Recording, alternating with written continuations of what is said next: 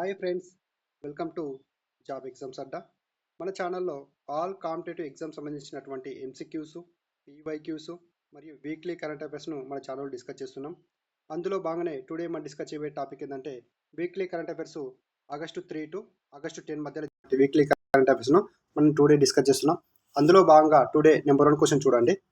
2026 Commonwealth గేమ్స్లో భారత్ ఎన్ని పథకాలతో ఏ స్థానంలో నిలిచింది? అయితే 2026లో జరిగినటువంటి కామన్వెల్త్ గేమ్స్లో భారత్ యొక్క స్థానం ఎంత, భారత్ సాధించినటువంటి పథకాలు ఎన్ని అని అడుగుతుండు. సరైన సమాధానం ఏంటంటే 39 పథకాలతో 4th స్థానంలో ఉందండి. Very very important. రాబోయే ఎగ్జామ్స్లో ఈ క్వశ్చన్ నుంచి పక్కా బిట్ అనేది ఉంటుందండి. వెరీ వెరీ ఇంపార్టెంట్, గుర్తుంచుకోండి. కామన్వెల్త్ గేమ్స్ అనేది మనకు చాలా చాలా ఇంపార్టెంట్. అయితే భారత్ యొక్క స్థానం ఏంటంటే 4th స్థానం, 39 పథకాలతో 4th ప్లేస్లో ఉందని గమనించగలరు. చూడండి, దీని గురించి డీటెయిల్ ఎక్స్ప్లెనేషన్ చూస్తే 2026 కామన్వెల్త్ గేమ్స్ యొక్క 23వ ఎడిషన్, ఈ ఎడిషన్ కూడా ఇంపార్టెంట్. 23వ ఎడిషన్లో ఎక్కడ జరిగిందంటే గ్లాస్గో, స్కాట్లాండ్లోని గ్లాస్గోలో జరిగింది 23 ఎడిషన్ కామన్వెల్త్ గేమ్స్. అయితే తేదీలు ఎప్పటి నుంచి ఎప్పటి వరకు జరిగాయి ఈ యొక్క కామన్వెల్త్ గేమ్స్ అంటే జూలై 23 నుంచి ఆగస్టు 2 మధ్యలో 2026 సంవత్సరంలో ఈ యొక్క కామన్వెల్త్ గేమ్స్ జరగడం విశేషం. ఎక్కడ జరిగాయంటే హోస్ట్ చాలా చాలా ఇంపార్టెంట్ అండి. గ్లాస్గో, స్కాట్లాండ్లోని గ్లాస్గోలో ఈ యొక్క కామన్వెల్త్ గేమ్స్ 23 ఎడిషన్ జరగడం విశేషం. ఎడిషన్ ఏంటంటే 23 ఎడిషన్. పాల్గొనే దేశాలు అంటే 74. క్రీడాకారుల సంఖ్య సుమారు 2729 మంది ఈ యొక్క గేమ్స్లో పాల్గొనడం అనేది విశేషం, గుర్తుంచుకోండి. అయితే ఈ గేమ్స్లో మొత్తం 10 స్పోర్ట్స్ ఉన్నాయి. మొత్తం ఎన్ని గేమ్స్ ఉన్నాయంటే 10 ఉన్నాయి. 3x2 అంటే బాస్కెట్బాల్ మరియు వీల్ చైర్ బాస్కెట్బాల్ మరియు athletic, boxing, cycling, judo, netball, swimming మరియు వెయిట్ లిఫ్టింగ్ ఇలాంటి క్రీడలు మొత్తం ఈ యొక్క కామన్వెల్త్ గేమ్స్లో ఉండడం అనేది జరిగింది, ఇంపార్టెంట్. అయితే ఈ యొక్క కామన్వెల్త్ గేమ్స్లో భారత్ యొక్క స్థానం ఏది అంటే భారత్ యొక్క పర్ఫార్మెన్స్ గురించి మనం చూస్తే మొత్తం భారత్ 39 మెడల్స్తో 4th స్థానంలో ఉంది. Very very important. 39 మెడల్స్తో 4th స్థానంలో మన ఇండియా ఉంది. వెరీ వెరీ ఇంపార్టెంట్, గుర్తుంచుకోండి. అయితే అందులో మన భారత్ 13 గోల్డ్, ఈ సంఖ్య వెరీ వెరీ ఇంపార్టెంట్ అంటే 13 గోల్డ్ మరియు 17 సిల్వరు, 9 బ్రాంజ్, మొత్తం మీద 39 మెడల్స్ సంపాదించి మన భారత్ యొక్క స్థానం 4th ప్లేస్లో ఉంది. గుర్తుంచుకోండి, వెరీ వెరీ ఇంపార్టెంట్. 13 + 17 + 9 = 39. చూడండి, ఇందులో ముఖ్యంగా boxing, judo, weight lifting, athletic, para sports నుంచి మంచి ప్రదర్శన అనేది మన భారత్ నుంచి రావడం విశేషం.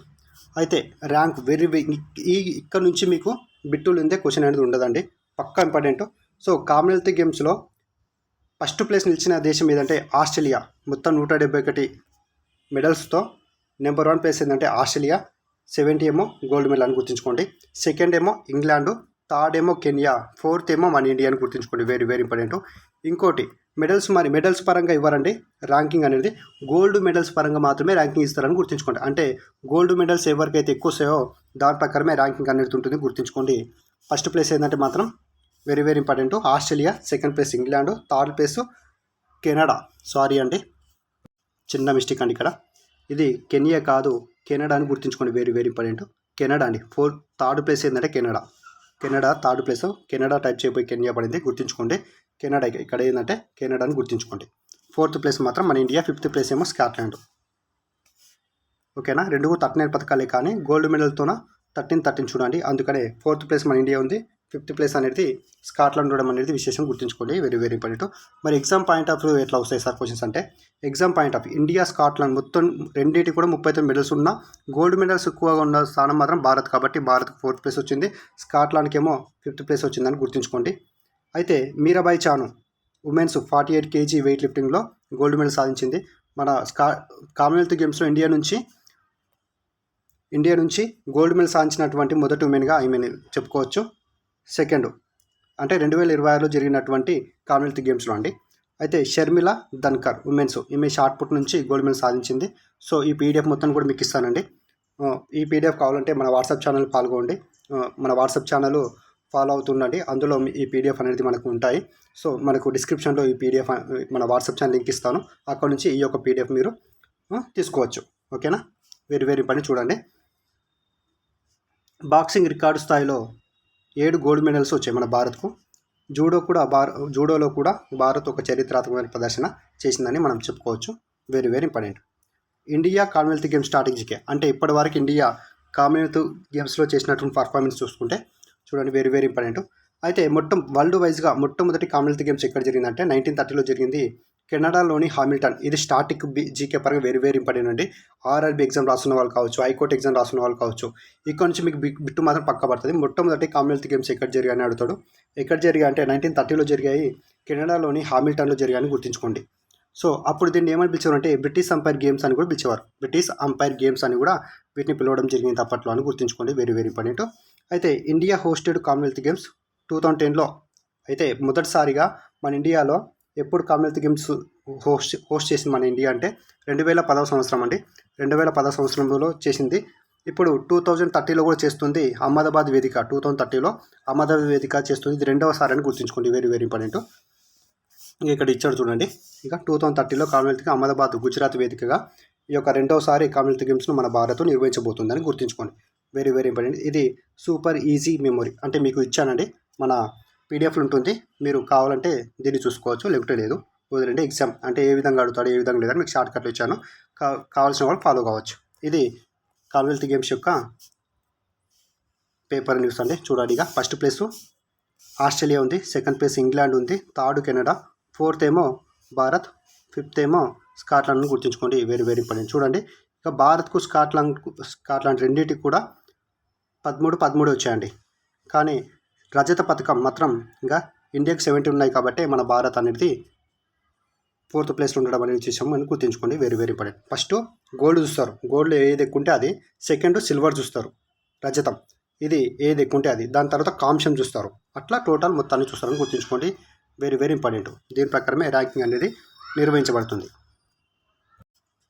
నెక్స్ట్ క్వశ్చన్ చూడండి, నెంబర్ 2 క్వశ్చన్. 2026లో లోకమాన్య తిలక్ జాతీయ అవార్డును ఎవరికి ప్రదానం చేశారు? వెరీ వెరీ ఇంపార్టెంట్ అండి. మనం ఆల్రెడీ ప్రీవియస్గా మన ఛానల్లో ఈ క్వశ్చన్ మనం డిస్కస్ చేసాం. అయితే రీసెంట్గా దీన్ని ప్రధానోత్సవం చేయడం జరిగింది కాబట్టి ఇది వార్తలు ఉండడం విశేషం అని గుర్తుంచుకోండి, వెరీ వెరీ ఇంపార్టెంట్. సరైన సమాధానం ఏంటంటే అజిత్ దోవల్ అండి. 2026 సంవత్సరానికి సంబంధించినటువంటి లోకమాన్య తిలక్ జాతీయ అవార్డు ఎవరికి ప్రదానం చేశారంటే అజిత్ దోవల్కి ప్రదానం చేశారని గుర్తుంచుకోండి, వెరీ వెరీ ఇంపార్టెంట్. దీని గురించి మన డీటెయిల్ ఎక్స్ప్లెనేషన్ చూస్తే చూడండి, 2026లో లోకమాన్య తిలక్ జాతీయ అవార్డును నేషనల్ సెక్యూరిటీ అడ్వైజర్గా పనిచేసినటువంటి అజిత్ దోవల్కి అందించడం అనేది విశేషం. అయితే ఇప్పుడు 2026 ఆగస్టు 1న ప్రదానోత్సవం చేశారు. ఎక్కడంటే మహారాష్ట్రలోని పూణే. Award Lokmanya Tilak award. కారణం భారత జాతీయ భద్రత బలోపేతం చేయడంలో ఈయన కృషి చేశాడు కాబట్టి ఈయనకు లోకమాన్య తిలక్ అవార్డు ఇవ్వడం అనేది విశేషం. అయితే కేంద్ర హోంమంత్రి అమిత్ షా ఈ అవార్డును అజిత్ దోవల్కు ప్రదానం చేశారు. ఎవరు ప్రదానం చేశారంటే కేంద్ర హోంమంత్రి అయినటువంటి అమిత్ షా ఈ యొక్క లోకమాన్య తిలక్ అవార్డును అజిత్ దోవల్కు ప్రదానం చేయడం విశేషం. కాబట్టి ఈ గ్రహీత అజిత్ దోవల్ ప్రదానం చేశారు. అమిత్ షా అంటే ఈ యొక్క అవార్డును ప్రదానం చేసింది ఎవరంటే అమిత్ షా అని గుర్తుంచుకోండి. ఇది ఎగ్జామ్లో ఎక్కువ కన్ఫ్యూజ్ అయ్యేటటువంటి బిట్టు కాబట్టి క్లారిటీ గుర్తుంచుకోండి. అమిత్ షా ప్రదానం చేశారు ఎవరికంటే అజిత్ దోవల్కి, నేషనల్ సెక్యూరిటీ కౌన్సిల్ యొక్క అడ్వైజర్ అని గుర్తుంచుకోండి, వెరీ వెరీ ఇంపార్టెంట్. చూడండి నెక్స్ట్. అయితే ఈయన ఎందుకు ఇచ్చారు అజిత్ దోవల్కి ఈ యొక్క అవార్డు ఎందుకు ఇచ్చారంటే నేషనల్ సెక్యూరిటీ కౌన్సిల్ అడ్వైజరు మరియు కౌంటర్ టెర్రరిజం ఆపరేషన్స్ మరియు స్ట్రాటజిక్ ఇంటెలిజెన్స్ మరియు బార్డర్ సెక్యూరిటీ రంగాల్లో ఈయన చాలా సేవ చేశాడు కాబట్టి ఆ సేవలకు మెచ్చి ఈయనకు లోకమాన్య తిలక్ అవార్డును ఇవ్వడం విశేషం. ఈయనకు సంబంధించిన ముఖ్యమైనటువంటి ఆపరేషన్స్ పరిమాణాలు ఏంటంటే ఆపరేషన్ బ్లాక్ థండర్ ఈయన కాలంలో జరిగింది, డిప్లొమాటిక్ నెగోసియేషన్ ఇది కూడా, మరియు బాలాకోట్ ఎయిర్ స్ట్రైక్ వంటి అంశాలను మొత్తం కూడా ఈయన కాలంలో జరగడం అనేది విశేషం కాబట్టి ఈయనకు లోకమాన్య తిలక్ అవార్డు ఇవ్వడం అనేది విశేషం. అయితే దీని గురించి లోకమాన్య తిలక్ అవార్డు ఎప్పుడు ప్రారంభించారంటే 1983 సంవత్సరంలో ఈ యొక్క లోకమాన్య తిలక్ అవార్డు ప్రారంభించారు. స్ట్రాటజిక్ ఇంపార్టెంట్ అండి ఇది. దాని తర్వాత తిలక్ ఎక్కడ ఇచ్చారంటే పూణే వేదికగా ఇచ్చారు. ఆగస్టు 1న ప్రదానం చేస్తారు. ఎవ్రీ ఇయర్ కూడా ఆగస్టు 1న బాలగంగాధర్ తిలక్ యొక్క వర్ధంతి సందర్భంగా ఇది ప్రదానం చేస్తారని గుర్తుంచుకోండి. లోకమాన్య తిలక్ అదే బాలగంగాధర్ తిలక్ యొక్క మరణ వార్షికోత్సవం ఇది కాబట్టి ఆ రోజున ఆయనకు వర్ధంతి సందర్భంగానే ఇస్తారు. వర్ధంతి సందర్భంగా ఇచ్చే అవార్డులు మెయిన్వి 2, నోబెల్ బహుమతి ఒకటి, ఆల్ఫ్రెడ్ నోబెల్ యొక్క బహుమతి ఆల్ఫ్రెడ్ నోబెల్ యొక్క వర్ధంతి డిసెంబర్ 10న ప్రదానం చేస్తారు. మరి ఇక్కడ లోకమాన్య తిలక్ అవార్డును కూడా బాలగంగాధర్ తిలక్ యొక్క మరణించినటువంటి రోజు ఆగస్టు 1న వర్ధంతి రోజున ఆగస్టు 1న ప్రదానం చేయడం విశేషం. సో వర్ధంతి రోజున ఇచ్చే అవార్డులు ఏంటంటే నోబెల్ మరియు లోకమాన్య తిలక్ అవార్డు అని గుర్తుంచుకోండి. అయితే 2026లో 106వ వర్ధంతి సందర్భంగా ఈ యొక్క అవార్డుని ఇవ్వడం జరిగింది. ఎవరికంటే అజిత్ దోవల్ అని గుర్తుంచుకోండి. అయితే ఇది ఇంపార్టెంట్ అండి, చాలా ఇంపార్టెంట్. 2026లో మాత్రం లోకమాన్య తిలక్ అవార్డు అజిత్ దోవల్కి వస్తే 2025లో నితిన్ గడ్కరీ, ఇది కూడా ఇంపార్టెంట్. 2024లో సుధామూర్తికి వచ్చింది. 2023లో నరేంద్ర మోదీకి వచ్చింది. సో లోకమాన్య తిలక్ అవార్డు అని ఇచ్చి ఓ సైడ్ ఇయర్స్, ఓ సైడ్ వీళ్ళనిచ్చి జతపరచండి అనే అవకాశం కూడా ఉంటుందండి. చాలా ఇంపార్టెంట్. కాబట్టి 2026లో మాత్రం అజిత్ దోవల్కు, మరియు 2025లో నితిన్ గడ్కరీ గుర్తుంచుకోండి. 2024లో సుధామూర్తి, 2023లో మాత్రం నరేంద్ర మోదీకి రావడం అనేది విశేషమని గుర్తుంచుకోండి. Very important. ఇది ఈజీ మెమోరీ అనేది మీకు గుర్తుపెట్టుకోవడం కోసం ఇచ్చాను. కావాల్సి మీరు ఫాలో అవ్వండి.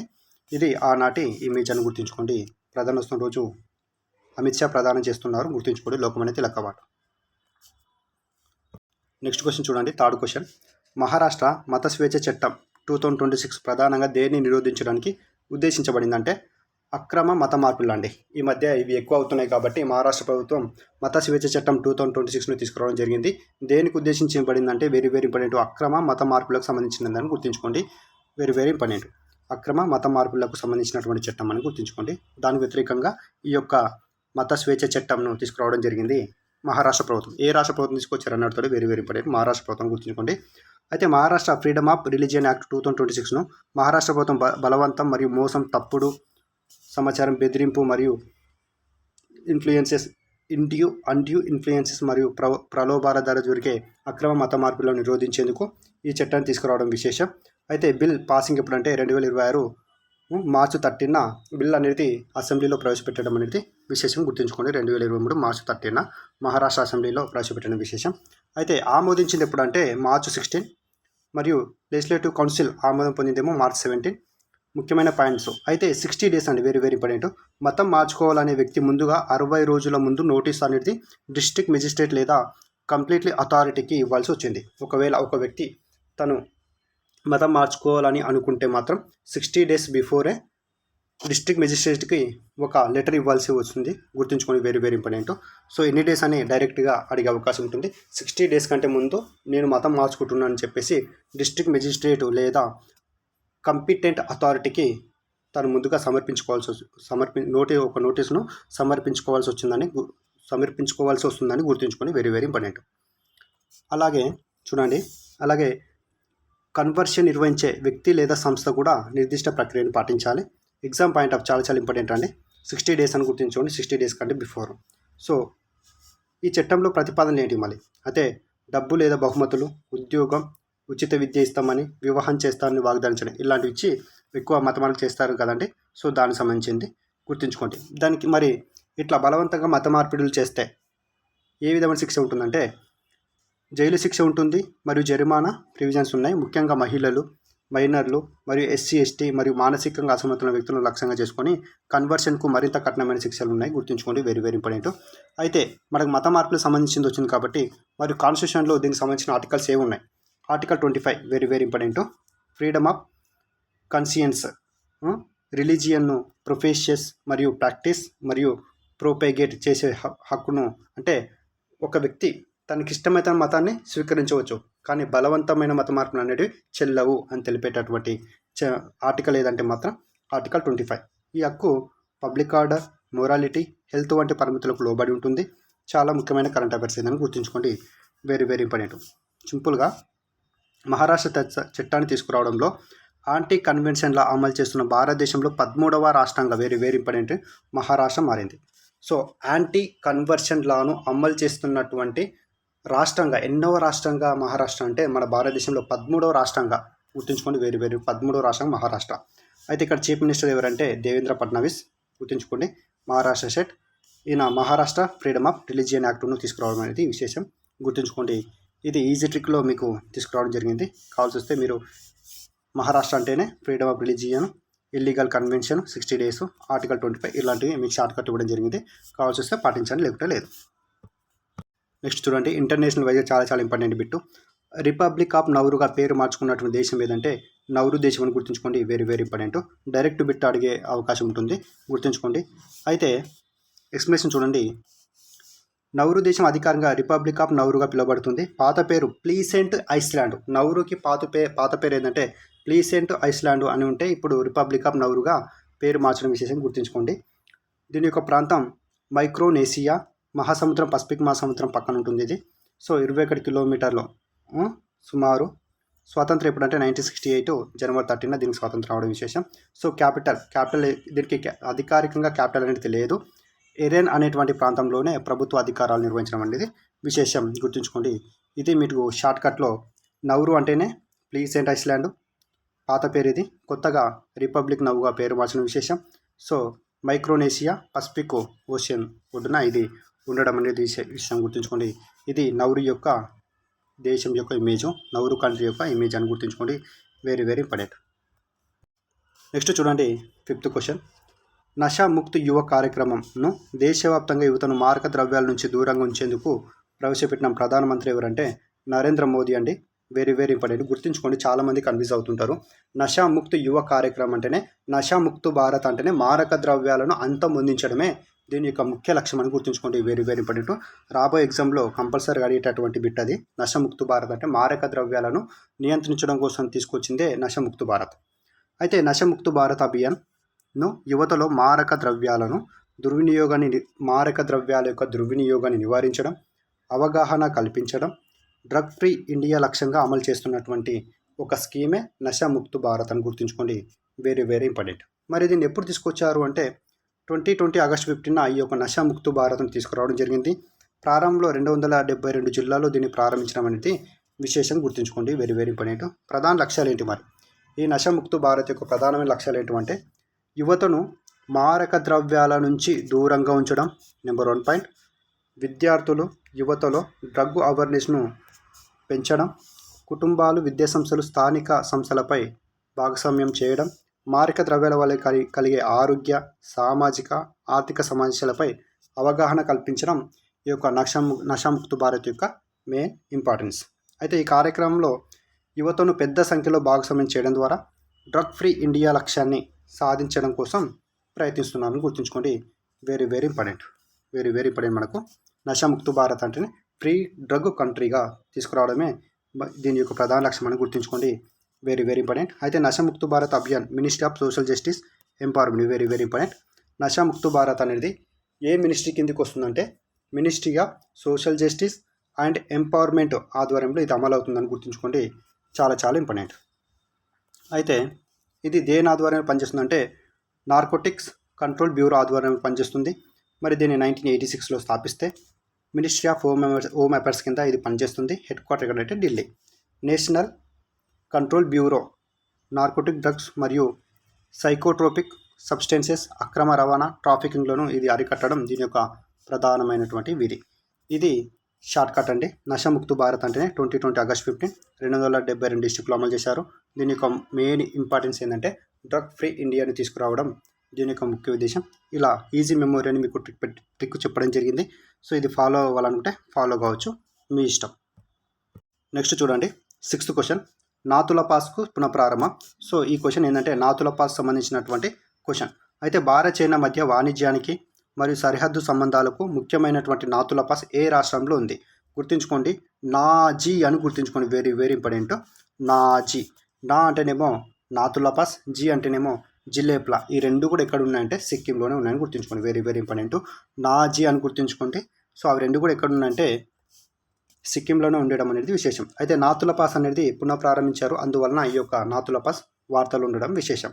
అయితే నాతుల పాస్ సిక్కిం రాష్ట్రంలో భారత్ చైనా సరిహద్దులో ఒక ముఖ్యమైనటువంటి మౌంటైన్ పాస్ అని గుర్తుంచుకోండి.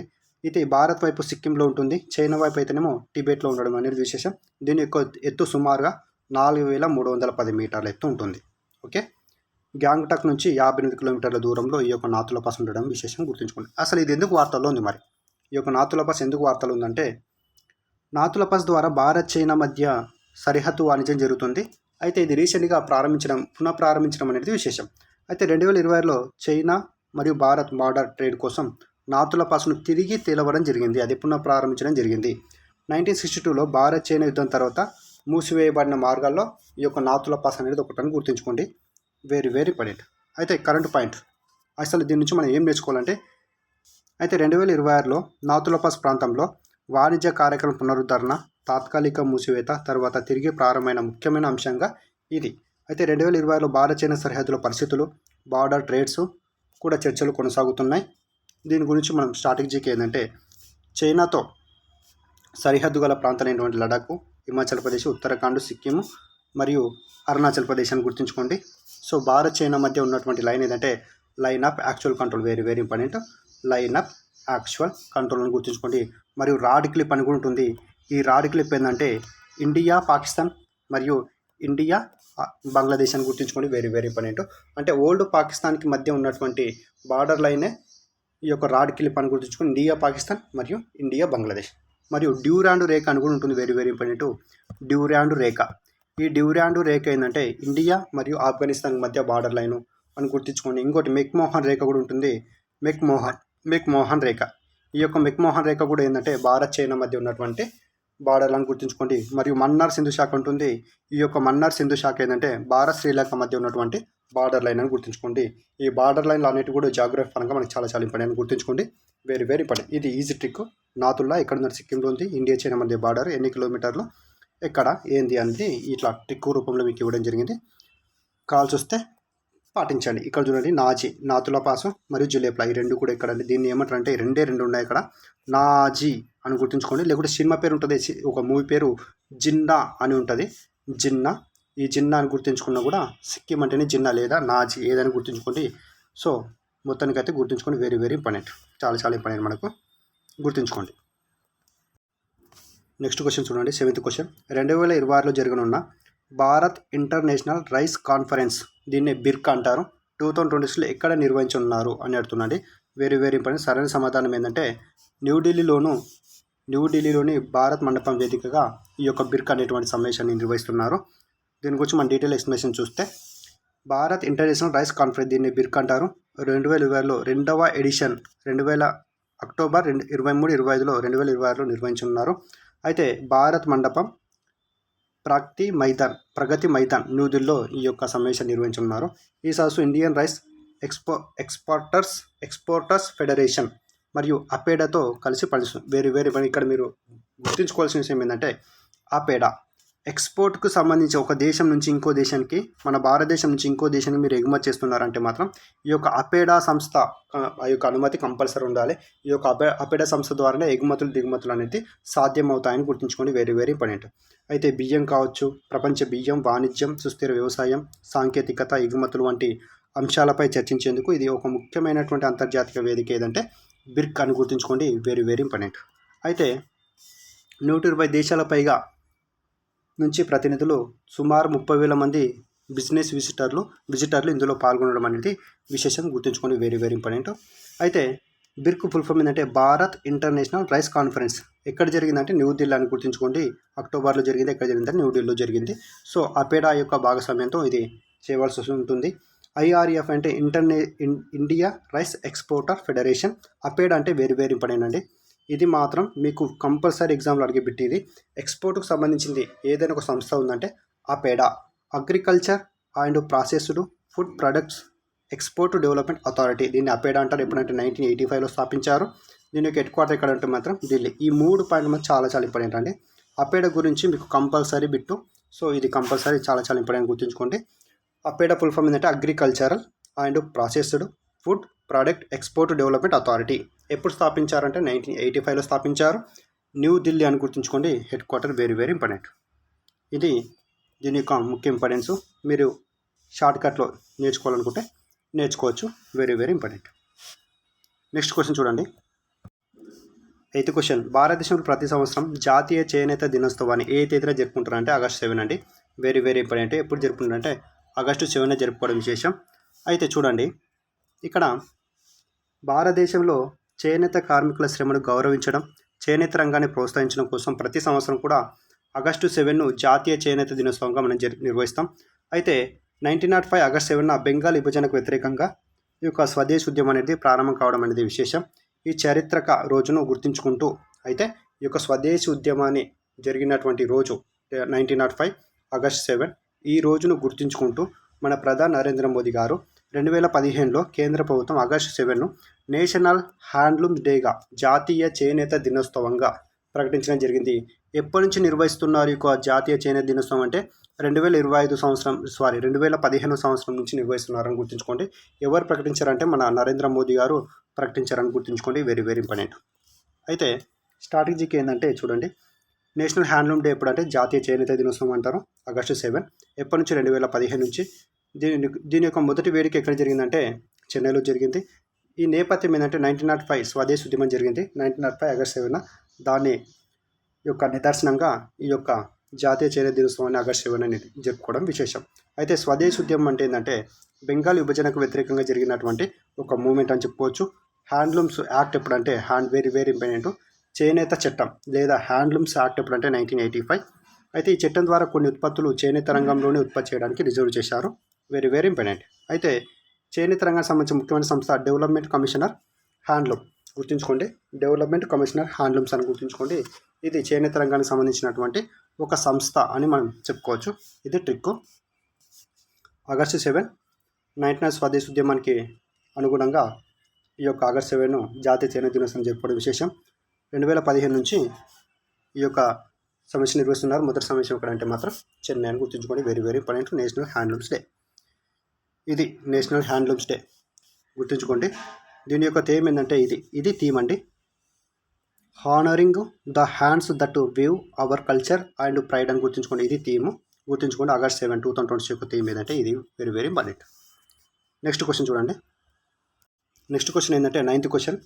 సౌదీ అరేబియా, పాకిస్తాన్, టర్కీ దేశాల మధ్య కుదుర్చుకున్న మక్కా జాయింట్ డిఫెన్స్ అగ్రిమెంట్ ప్రకారం ప్రధాన సూత్రం ఏంటి? గుర్తుంచుకోండి. Very very important. మీకు డైరెక్ట్ బిట్ పడే అవకాశం ఉంటుంది. మక్కా జాయింట్ డిఫెన్స్ అగ్రిమెంట్ను కుదుర్చుకున్న దేశాలు ఏవి అంటే సౌదీ అరేబియా మరియు పాకిస్తాన్, టర్కీ అని గుర్తుంచుకోండి. Very very important. అయితే ఈ యొక్క జాయింట్ డిఫెన్స్ అగ్రిమెంట్ ప్రకారం ప్రధాన సూత్రం ఏంటంటే దీని యొక్క ప్రధాన సూత్రం గుర్తుంచుకోండి. Very very important. ఒక దేశంపై సాయుధ దాడిని 3 దేశాలపై జరిగిన దాడిగా పరిగణించడం. గుర్తుంచుకోండి. Very very important. ఈ 3 దేశాలు కలిసి మక్కా జాయింట్ డిఫెన్స్ అగ్రిమెంట్ను తీసుకొచ్చాయి. ఈ 3 దేశాలు ఏమంటే సౌదీ అరేబియా, పాకిస్తాన్, టర్కీ. ఈ 3 దేశాలు ఈ యొక్క మక్కా జాయింట్ డిఫెన్స్ అగ్రిమెంట్ తీసుకురావడం విశేషం. అయితే దీని యొక్క ముఖ్య థీమ్ ఏంటంటే ఒక దేశంపై జరిగిన దాడిని 3 దేశాలపై జరిగిన దాడిగా పరిగణించడం దీని యొక్క ముఖ్య ఉద్దేశం. దీని గురించి మనం డీటెయిల్ ఎక్స్ప్లెనేషన్ చూస్తే చూడండి. Very very important. Saudi Arabia, Pakistan, Turkey దేశాలు 2026 August 7 మక్కాలో జరిగినటువంటి ఒక ఒప్పందంపై సంతకాలు చేశాయి. దాన్నే మక్కా జాయింట్ డిఫెన్స్ ఒప్పందం అని అంటారు. ఈ ఒప్పందంలో ముఖ్యమైన అంశం కలెక్టివ్ డిఫెన్స్. అంటే ఒక దేశంపై సాయుధ దాడి జరిగితే మిగతా దేశాలపై జరిగిన దాడిగా పరిగణించడం దీని యొక్క ముఖ్య ఉద్దేశం. ఈ ఒప్పందాన్ని మక్కా జాయింట్ డిఫెన్స్ అగ్రిమెంట్ అని కూడా పిలుస్తారని గుర్తుంచుకోండి. Very very important. దీని యొక్క ప్రధాన రక్షణ సహకారం మరియు భద్రత, వ్యూహాత్మక సమన్వయం పెంచడం కోసం దీన్ని దృష్టి చేయడం జరిగింది. అయితే టర్కీ ఇప్పటికే నాటోలో సభ్యదేశం ఉంది. అయితే ఈ ఒప్పందం నాటోకు సమానమైన సైనిక కూటమి అని చెప్పడం అనేది సరికాదు. అంటే నాటోకి సమానమైనటువంటి సైనిక ఒప్పందం అని ఇది చెప్పడం అనేది సరికాదు. ఎందుకంటే అది వేరు ఇది వేరు అని గుర్తుంచుకోండి. దానిలాగానే ఉంటుంది కాబట్టి అదే కాదు, అది వేరు ఇది వేరు అని గుర్తుంచుకోండి. అయితే దీని యొక్క స్టార్టింగ్ జీకే ప్రకారం చూస్తే మనం ఒప్పందం మక్కా joint defence agreement very very important. ఎప్పుడు జరిగిందంటే 2026 August 7 జరిగింది. స్థలం మక్కా, సౌదీ అరేబియాలోని మక్కాలో జరిగింది. ఇందులో ఉన్నటువంటి దేశాలు ఏవంటే సౌదీ అరేబియా, పాకిస్తాన్, టర్కీ. ముస్లిం దేశాలను గుర్తుంచుకోండి. సౌదీ అరేబియా, పాకిస్తాన్ మరియు టర్కీ అని గుర్తుంచుకోండి. దీని యొక్క ముఖ్య సూత్రం ఏంటంటే attack on one, attack on all. ఒక్క దేశంపై జరిగిన దాడి జరిగితే ఆ 3 దేశాలపై జరిగిన దాడిగా ఇక్కడ పరిగణించడం జరుగుతుందని గుర్తుంచుకోండి.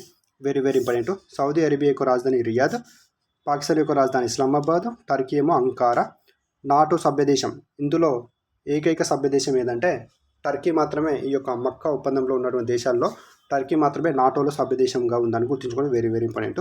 అయితే నాటో ఎప్పుడంటే 1949 April 4 స్థాపించారు. Very very important. 1949 April 4 ఈ యొక్క నాటోను స్థాపించడం అనేది విశేషం. దీని యొక్క హెడ్ క్వార్టర్ ఎక్కడంటే బెల్జియంలోని బ్రసెల్ అని గుర్తుంచుకోండి. Very very important. సో మీకు మక్కా ఒప్పందం అంటేనే చూడండి 2026 మక్కా, సౌదీ, పాకిస్తాన్, తుర్కీ మరియు mutual defence, one attack all యాక్ట్గా పరిగణిస్తారని గుర్తుంచుకోండి. Very very important. ఇది షార్ట్ కట్ ట్రిక్ ఎగ్జామ్ ఓరియంటేషన్లో. నచ్చితే ఫాలో అవ్వండి, లేకుంటే లీవ్ ఇట్. ఇది ఆ 3 దేశాలు కలిసి కుదుర్చుకున్నటువంటి ఒక ఒప్పందం రోజున దిగినటువంటి ఒక ఇమేజ్. ఇది గుర్తుంచుకోండి. Very very important. నెక్స్ట్ చూడండి 10th క్వశ్చన్. కేరళ ప్రభుత్వం పోలీస్ స్టేషన్లను ప్రజలను మరింత స్నేహపూర్వకంగా మార్చేందుకు ప్రారంభించినటువంటి వినూత్న కార్యక్రమం పేరు ఏమిటంటే హై పోలీస్ స్టేషన్ ప్రోగ్రామ్ అని. Very very important. High police station programme. దీని యొక్క ముఖ్య ఇంపార్టెన్స్ ఏంటో చూద్దాం మనము. చూడండి, కేరళ ప్రభుత్వం స్వాతంత్ర దినోత్సవం సందర్భంగా ఆగస్టు 15న ఒక వినూత్నమైనటువంటి కార్యక్రమాన్ని ప్రారంభించింది. దీనికి ప్రధాన ఉద్దేశం ఏంటంటే పోలీస్ స్టేషన్లను ప్రజలకు మరింత స్నేహపూర్వకంగా, ముఖ్యంగా మహిళలు మరియు బాధితులకు అనుకూలంగా మార్చడం దీని యొక్క ప్రధానమైనటువంటి ఉద్దేశం. పోలీస్ స్టేషన్లో ప్రజలకు మెరుగైన సేవలు, సౌకర్యాలు కల్పించడంపై ఈ కార్యక్రమం దృష్టి పెడుతుంది. అయితే ఇక్కడ ఉన్న పోలీస్ స్టేషన్లు ప్రజలకు సేవలు అందించేందుకు కేంద్రంగా అభివృద్ధి చేయడం ప్రధానమైనటువంటి ఒక అంశం. కేరళలో పోలీసింగ్ మరింత ప్రజా కేంద్రికంగా మరియు మార్చే చర్యలో ఒకటిగా దీన్ని పరిగణిస్తారని గుర్తుంచుకొని వెరీ వెరీ ఇంపార్టెంట్. దీని గురించి మనం స్టార్టింగ్ జీకే చూస్తే కేరళ యొక్క రాజధాని తిరువనంతపురం. కేరళ యొక్క హైకోర్టు ఎక్కడుందంటే కొచ్చిలో ఉంది. కేరళ యొక్క శాసనసభ స్థానాలు 140, రాజ్యసభ స్థానాలు 9, లోక్సభ స్థానాలు 20. కేరళ యొక్క రాష్ట్ర జంతువు ఏనుగు. రాష్ట్ర పక్షేమో హార్న్బిల్. రాష్ట్ర వృక్షం కొబ్బరి చెట్టు. రాష్ట్ర పుష్పం ఏంటంటే కనికొన్న అంట, గోల్డెన్ షోవర్ అని అంటారు. వెరీ వెరీ ఇప్పుడు గుర్తుంచుకోండి. అయితే కేంద్ర రాష్ట్రాల మధ్య శాసన అధికారుల పంపిణీకి సంబంధించినటువంటి ఆర్టికల్ ఏంటంటే 246 ఆర్టికల్. షెడ్యూల్ పరంగా అయితేనేమో షెడ్యూల్ 7 అని గుర్తుంచుకోండి. ఇది ఎగ్జామ్ ఓరియంటేషన్లో జరిగినటువంటి ఒక ట్రిక్ అని గుర్తుంచుకోండి. Very very important. ఇది అక్కడ జరిగినటువంటి పోలీస్ స్టేషన్ హై అలర్ట్ సంబంధించినటువంటి ఒక ఇమేజ్ అది గుర్తుంచుకోండి. Very very important. మనకు డైరెక్ట్ బిట్టు పడే అవకాశం ఉంటుంది. కేరళ ప్రభుత్వం పోలీస్ స్టేషన్లను ప్రజలకు మరింత స్నేహపూర్వకంగా మార్చేందుకు వినూత్నమైన కార్యక్రమం పేరు ఏంటంటే గుర్తుంచుకోండి, హై పోలీస్ స్టేషన్ ప్రోగ్రామ్ అని గుర్తుంచుకోండి. Very very important. Next question చూడండి. మనకు నెక్స్ట్ క్వశ్చన్ ఏంటంటే ఒకటి గుర్తుంచుకోండి, వీడియో అనేది కొంచెం లెంతీగా కావచ్చు. మనం వీక్లీ కరెంట్ అఫైర్స్ సంబంధించినటువంటి మోస్ట్ ఎక్స్పెక్టెడ్ బిట్స్ మాత్రమే మనం డిస్కస్ చేస్తున్నాం. గుర్తుంచుకోండి, చాలా చాలా ఇంపార్టెంట్ బిట్స్. ఇందులో నుంచి పక్కా మీకు క్వశ్చన్లు అనేవి పడతాయి. గుర్తుంచుకోండి. 11th క్వశ్చన్ చూడండి. భారతదేశం మొట్టమొదటి హై ఆల్టిట్యూడ్ వైల్డ్ లైఫ్ సఫారీని ఏ కేంద్రపాలిత ప్రాంతంలో ప్రారంభించారు అని అడుగుతుండు. సరైన సమాధానం ఏంటంటే లడాక్ అండి. Very very important. Direct bit. దీని గురించి మన డీటెయిల్ ఎక్స్ప్లెనేషన్ చూసి చూడండి. లడాక్ పరిపాలన భారతదేశపు మొట్టమొదటి హై ఆల్టిట్యూడ్ వైల్డ్ లైఫ్ సఫారీని ప్రవేశపెట్టేందుకు ఆమోదం తెలిపింది. ప్రధానంగా స్నో లెపార్డు మరియు పక్షుల వీక్షణకు సంబంధించినటువంటి మార్గాలను పర్యాటకులకు అందుబాటులోకి తీసుకురావడం దీని యొక్క ప్రధానమైనటువంటి ఉద్దేశం. అక్రమ ఆఫ్ రోడింగ్ వల్ల వన్యప్రాణులు, సున్నితమైన అలయన్స్ పర్యావరణ వ్యవస్థ కలిగే నష్టాన్ని తగ్గించడం దీని యొక్క ప్రధానమైనటువంటి ఉద్దేశం. లడాఖ్లోని Hemis high altitude national park మంచు చిరుతపులకు ప్రసిద్ధి చెందింది. వెరీ వెరీ ఇంపార్టెంట్ అండి ఇది. Hemis high altitude national park ఎక్కడుందని డైరెక్ట్ బిట్టు లడాఖ్లో ఉంది. అయితే ఇక్కడ ప్రధానమైనటువంటి జంతువు ఏదంటే snow leopard. Very very important. మంచు చిరుతపులను గుర్తుంచుకోండి. స్నో లెపార్డు చాలా చాలా ఇంపార్టెంట్ మనకు. అయితే ఈ కార్యక్రమం ద్వారా వెరీ వెరీ ఇంపార్టెంట్. ఈ కార్యక్రమం ద్వారా వన్య ప్రాణి సంరక్షణ, బాధ్యతాయుతమైనటువంటి ఎకో టూరిజం రెండింటిని ప్రోత్సహించడం దీని యొక్క ప్రధానమైనటువంటి ఉద్దేశం అని గుర్తుంచుకోండి. చాలా చాలా ఇంపార్టెంట్ మనకు. గుర్తుంచుకోండి. అయితే కేంద్రపాలిత ప్రాంతంగా ఎప్పుడు ఏర్పడింది లడాక్ అంటే 2019 అక్టోబర్ 31న సర్దార్ వల్లభాయ్ పటేల్ యొక్క జయంతి సందర్భంగా 2019లో ఈ యొక్క కేంద్రపాలిత ప్రాంతంగా ఏర్పాటు కావడం జరిగింది. దీని యొక్క రాజధాని లెహు. ముఖ్యమైనటువంటి జాతీయ ఉద్యానం ఏంటంటే ఏమిస్ హై ఆల్టిట్యూడ్ నేషనల్ పార్కు. ఇక్కడ స్నో లెపార్డ్స్లను సంరక్షించడం జరుగుతుందని గుర్తుంచుకోండి. ప్రసిద్ధమైన వన్యప్రాణి అంటే స్నో లెపార్డ్స్, మంచు చిరుతపుళ్ళు. స్నో లెపార్డ్ పరిరక్షణ కోసం ప్రాజెక్టు స్నో లెపార్డ్ ఎప్పుడంటే 2009 సంవత్సరంలో ప్రారంభించిన విశేషం. ప్రాజెక్టు స్నో లెపార్డ్ ఎప్పుడంటే 2009 అని గుర్తుంచుకోండి. Very very important.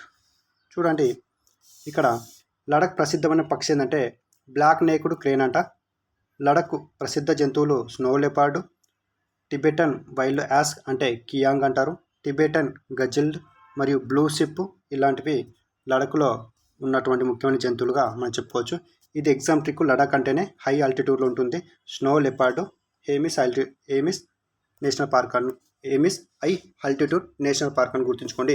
అక్కడ సంరక్షించబడుతున్న జంతువు very very important. Snow leopard very very important మనకు. భారతదేశంలోనే తొలి high altitude wildlife safari ఎక్కడంటే లడాక్. ఈ పాయింట్ మీరు ఎగ్జామ్ ఓరియంటేషన్లో మస్ట్గా ఎక్స్పెక్ట్ చేసేటటువంటి బిట్ ఇది. గుర్తుంచుకోండి. Very very important. Next question చూడండి. 2026-27 ఆర్థిక సంవత్సరంలో అస్సాం ప్రభుత్వం నిరుద్యోగ యువ గ్రాడ్యుయేట్లు మరియు పోస్ట్ గ్రాడ్యుయేట్లకు నెలకు 2,500 ఆర్థిక సహాయం అందించేందుకు ప్రవేశపెట్టినటువంటి పథకాలు ఏంటివి అని అంటే గుర్తుంచుకోండి. ముఖ్యమంత్రి జీవన్ ప్రేరణ పథకం. ముఖ్యమంత్రి జీవన్ ప్రేరణ పథకం అని గుర్తుంచుకోండి. దీని గురించి మన డీటెయిల్ ఎక్స్ప్లెనేషన్ చూస్తే 2026-27 అస్సాం ప్రభుత్వం బడ్జెట్లో యువత, మహిళలు, విద్యార్థుల సంక్షేమం కోసం పలు పథకాలను ప్రవేశపెట్టడం జరిగింది.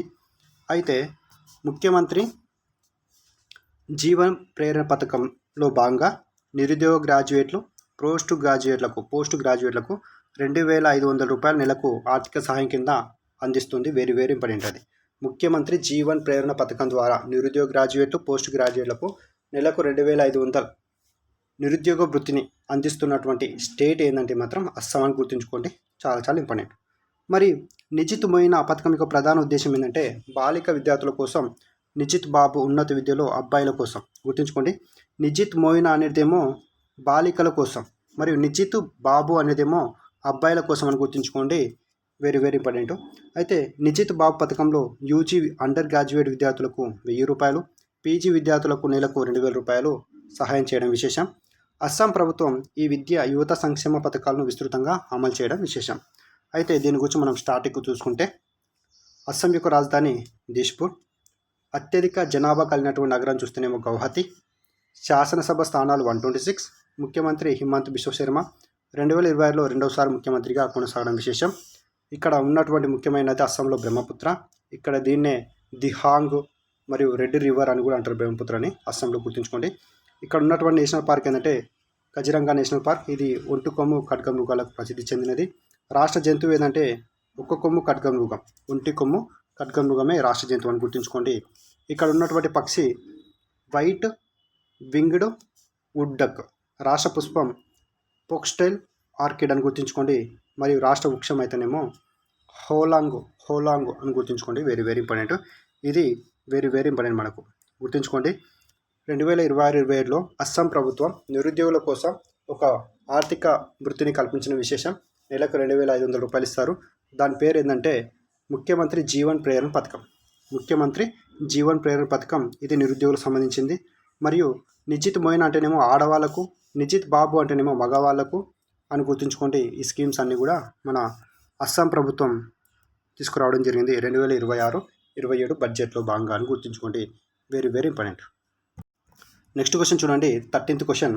భారతదేశపు మొట్టమొదటి ప్రైవేట్ అభివృద్ధి చేసిన 800 km కాదండి KN 800 kN full flow staged combustion FFSC rocket engine పేరు ఏమిటి?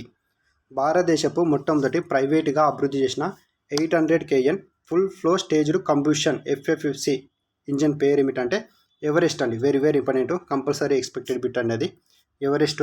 దీని గురించి మన డీటెయిల్ ఎక్స్ప్లెనేషన్ చూస్తే చూడండి. బెంగళూరుకు చెందినటువంటి ఆస్ట్రోబేస్ స్పేస్ టెక్నాలజీస్ భారతదేశపు తొలి ప్రైవేటు 800 kN FFSC రాకెట్ ఇంజిన్ను ఎవరెస్ట్ పేరుతో ఆవిష్కరించారు. అయితే ఈ ఇంజిన్ లిక్విడ్ ఆక్సిజన్ మరియు మీథేన్ ప్రొపెలెంట్లను ఉపయోగిస్తున్నారు. FFSC అంటే ఫుల్ ఫ్లో స్టేజ్డ్ కంబషన్. ఇది అధిక సామర్థ్యం, అధిక ట్రస్ట్ పునర్వినియోగ ప్రయోగ వాహనాలకు అనుకూలమైనటువంటి ఒక ఇంజిన్ లాంటి సైకిల్ ఇది. గుర్తుంచుకోండి. ఇది దీనికి సంబంధించినటువంటిది. Very very important. దీని గురించి మనం స్ట్రాటజీకే చూస్తే ఆస్ట్రోబేస్ స్పేస్ టెక్నాలజీ ఎప్పుడు అంటే 2024. ప్రధాన కార్యాలయం ఎక్కడ అంటే బెంగళూరులో. దాని పేరు ఎవరెస్ట్. 800 kN 800 kg కాదు. Very very important. 800 kN 800 kg కాదు అని గుర్తుంచుకోండి. మనకు చాలా చాలా ఇంపార్టెంట్. అయితే engine cycle FFSC full flow staged combustion అని గుర్తుంచుకోండి. ఇది దీనికి సంబంధించినటువంటిది. వెరీ వెరీ ఇంపార్టెంట్ అని గుర్తుంచుకోండి. మనకు ఇక్కడ మీరు గుర్తుంచుకోవాల్సిన విషయం ఏంటంటే భారతదేశపు తొలి ప్రైవేట్ 800 kN FFSC ఇంజిన్ ఏదంటే ఎవరెస్ట్ అని గుర్తుంచుకోండి. ఆస్ట్రోబేస్ స్పేస్ టెక్నాలజీకి సంబంధించిందని గుర్తుంచుకోండి. Very very important. సో ఇవన్నీ కూడా మనకు పీడిఎఫ్లో అందుబాటులో ఉంటాయి. ఈ పీడిఎఫ్ కావాలంటే మన వాట్సాప్ ఛానల్ డిస్క్రిప్షన్లో ఇస్తాను. అందులో జాయిన్ అయ్యి ఈ పీడిఎఫ్ను మీరు డౌన్లోడ్ చేసుకోవచ్చు అని గుర్తుంచుకోగలరు. Very very important. Next question చూడండి. 14th question. భారతదేశపు మొట్టమొదటి స్వదేశీ ఉపగ్రహ బ్యాటరీ పవర్ బ్యాంక్ 50ను ఏ సంస్థ అభివృద్ధి చేసింది అంటే very very important. Take me to space అనేటువంటి సంస్థ.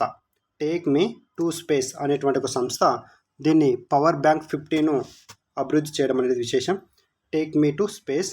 అయితే దీని గురించి మనం డీటెయిల్ ఎక్స్ప్లెనేషన్ చూసుకుంటే, హైదరాబాద్కు చెందినటువంటి టేక్ మీ టు స్పేస్ అనేటువంటి సంస్థ స్వదేశంగా అభివృద్ధి చేసిన power bank 50 satellite battery pack మరియు స్కై రూట్ ఏరోస్పేస్ చెందినటువంటి విక్రమ్ 1 రాకెట్ ద్వారా ప్రయోగించబడిన తర్వాత ప్రైవేట్ ఇండియన్ ఆర్బిటల్ లాంచ్ మరియు ఫ్లైట్ హెరిటేజ్ పొందిన తొలి ఆఫ్ ద సెల్ఫ్ శాటిలైట్ బ్యాటరీగా నిలవడం విశేషం. సూపర్ పవర్ 50 అని గుర్తుంచుకోండి. దాని పేరు ఏంటంటే సూపర్ పవర్ అంటే power bank 50. Developer take me to space అనేటి వాళ్ళు, company Hyderabad, Skyroot aerospace Vikram 1 ద్వారా. Very very important. సుమారు దీని యొక్క కెపాసిటీ ఎంతంటే 50.4 WH మరియు లిథియం అయాన్ సెల్స్ ఉపయోగిస్తారు.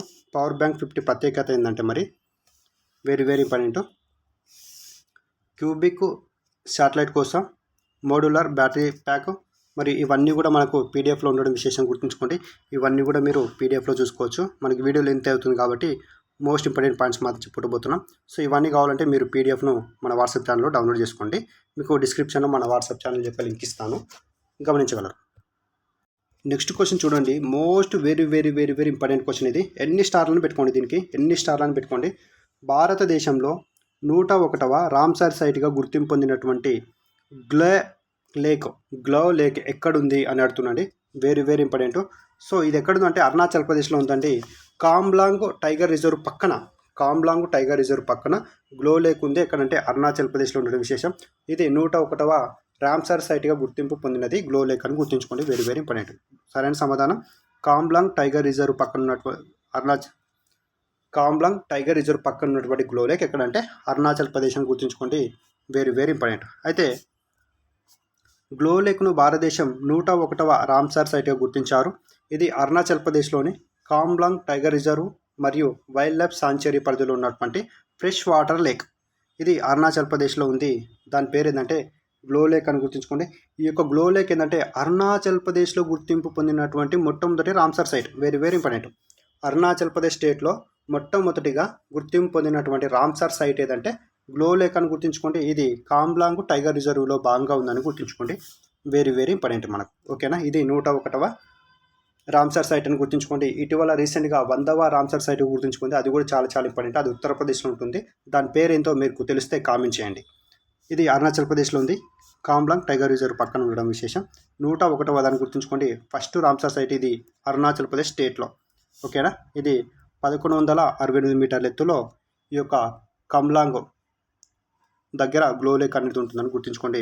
స్టాటిక్ జీకే చూసుకుంటే వెరీ వెరీ ఇంపార్టెంట్. రామ్సార్ ఒప్పందం ఎప్పుడు జరిగిందంటే 1971 ఫిబ్రవరి 2 జరిగింది. ఎక్కడంటే రామ్సార్, ఇరాన్లోని రామ్సార్ అనేటువంటి ప్రాంతంలో. మన ఇండియా ఎప్పుడు జాయిన్ అయిందంటే 1982 ఫిబ్రవరి 1న మన ఇండియా జాయిన్ అయిందండి. Very very important. 1982 ఫిబ్రవరి 1న మన ఇండియా ఈ యొక్క రామ్సార్ సైట్లో జాయిన్ కావడం అనేది విశేషం గుర్తుంచుకోండి. Very very important. అయితే ఈ యొక్క రామ్సార్ సైట్ డే ఎప్పుడంటే ఫిబ్రవరి 2, 2026 ఫిబ్రవరి 2. అయితే ఈ యొక్క రామ్సార్ వరల్డ్ వెట్లాండ్ డే ఎప్పుడంటే ఫిబ్రవరి 2 కదా. దాని యొక్క థీమ్ ఏంది 2026 సంబంధించినటువంటి థీమ్ ఏంటంటే wetlands and traditional knowledge celebrating culture heritage. Very very important. 2026 సంబంధించినటువంటి వరల్డ్ వెట్లాండ్ డే యొక్క థీమ్ ఏంటంటే wetlands and traditional knowledge celebrating culture heritage అని గుర్తుంచుకోండి. Very very important. దీన్ని తెలుగులో కావాలంటే చిత్తడి నేలలు మరియు సాంప్రదాయ జ్ఞానం మరియు సాంస్కృతిక వారసత్వాన్ని జరుపుకోవడం. ఒకటి గుర్తుంచుకోండి, థీమ్ అనేది మీరు ఎప్పుడు కూడా ఇంగ్లీష్లోనే గుర్తుంచుకోండి. ఎందుకంటే కొన్నిసార్లు తెలుగులో ట్రాన్స్లేట్ చేస్తాడు. ఆ ట్రాన్స్లేట్ అనేది కొన్నిసార్లు రాంగ్ అయ్యే అవకాశం ఉంటుంది. కాబట్టి మనకి ఇంగ్లీష్ క్వశ్చనే మాండేటరీ. కాబట్టి ఇంగ్లీష్లో ఈ యొక్క థీమ్ని గుర్తుంచుకునేటట్టు చూసుకోండి. Very very important. ఇంగ్లీష్లో చాలాసార్లు కొద్దిగా మిస్టేక్ రావడం అనేది విశేషం, గమనించగలరు. ఇక్కడ చూడండి, గ్లో లేక్ ఇది కామ్లాంగ్ టైగర్ రిజర్వ్ దగ్గర ఉంటుంది, Arunachal Pradesh. 101 Ramsar site, first Ramsar site in Arunachal Pradesh గుర్తుంచుకోండి. వరల్డ్ వెట్లాండ్స్ డే ఎప్పుడు అంటే ఫిబ్రవరి 2, 2020 యొక్క థీమ్ ఇది. Wetlands and traditional knowledge celebrating cultural heritage అని గుర్తుంచుకోండి. వెరీ వెరీ ఇది ఎగ్జామ్ మెమరీ బేస్డ్ అని గుర్తుంచుకోండి.